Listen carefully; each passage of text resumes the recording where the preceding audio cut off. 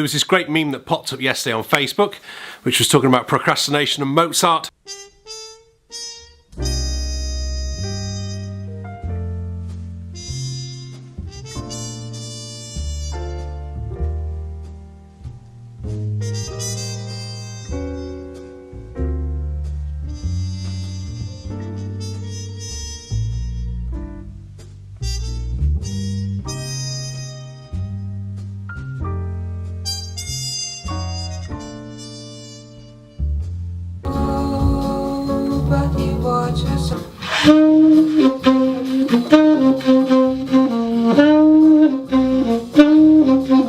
One of the things, I was checking the microphone was on.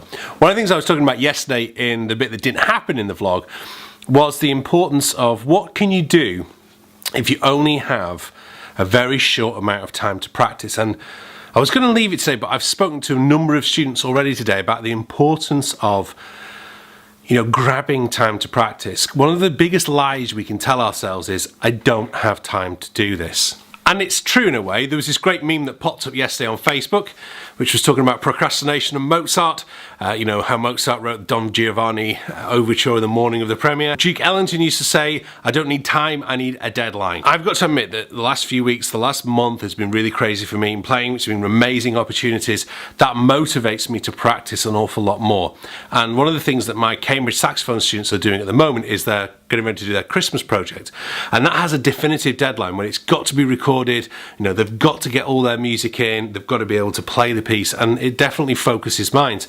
But one of the questions I've asked on the Coffee with Dan series, and I'll link it below, is, if you only had 15 minutes a week to practice, what would you look at? And what I wanted to know out of the people I was interviewing was, what's the most important thing you could do? Because often we actually feel, and I know I do, I feel like I've got too much stuff I need to practice, and it's kind of like, where do you start? There's so much stuff that needs to be done.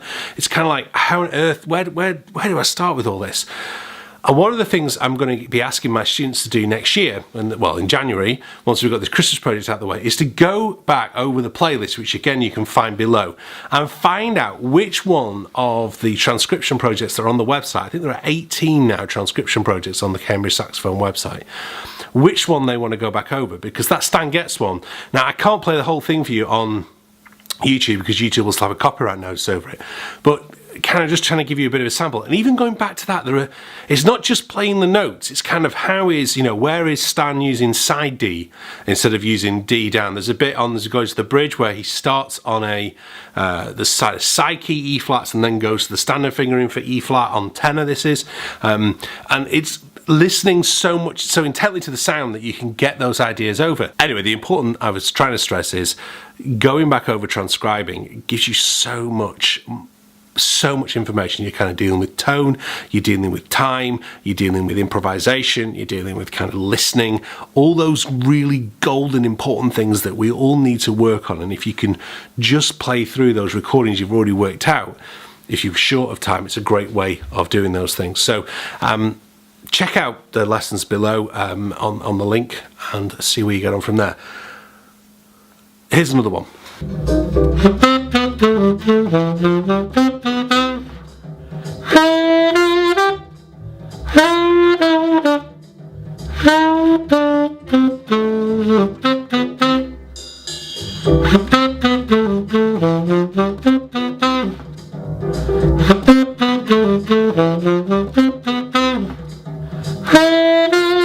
One of my favourite recent finds on YouTube has been Peter McKinnon, who's a photographer based in Toronto. Really talented guy, fantastic filmmaker, incredible photographer. Anyway, he has launched some fantastic Lightroom presets that are just $20. Well worth checking out. Some of the images that I've been putting up on my Instagram have been using some of Peter's presets. Really enjoying the kind of new life that he's able to give to some of my old photos. So what I've been doing just in a slight break this afternoon before kind of family things and picking up and then carrying on teaching this evening. So keep an eye on my Instagram feed and also check out Peter's channel. He's not asked me to do this. I just think he's a really great creator and support his work. If you're into photography yourself, check out his stuff. And even if you're not, I mean, I think there's kind of some really crushing things you can do for Instagram. Oh, not the music down there. Okay, crack on. So I make that 134 days of consecutive practice, which means I've beaten my last target. I'm hoping to get to 200. I've got to admit, I dipped a little bit. It was really hard to get practice the last couple of weeks, especially when it was really busy with the BBC TV recording and all that. But this week's just been, I think because I've got more time on my hands, as me saying it earlier on, but it becomes easier to practice. I'm not saying it's impossible to practice when you're busy, but it becomes easier to practice when you've got a bit more time. For me, if I have a really good practice day, it's when I get it in first thing in the morning. So I dropped Charlie at school this morning, got home, hour in before my first student arrived. I just felt motivated to teach. It's got me through the day better. Yeah.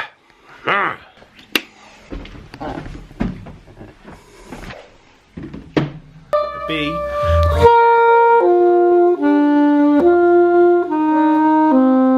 Wow, 8 hours of teaching done today. Really getting tired, but in my last lesson I just found that there are 2 new lick videos. If you haven't seen the lick videos, can I just encourage you to go and watch them. It's a good laugh, but it's also a good educational tool.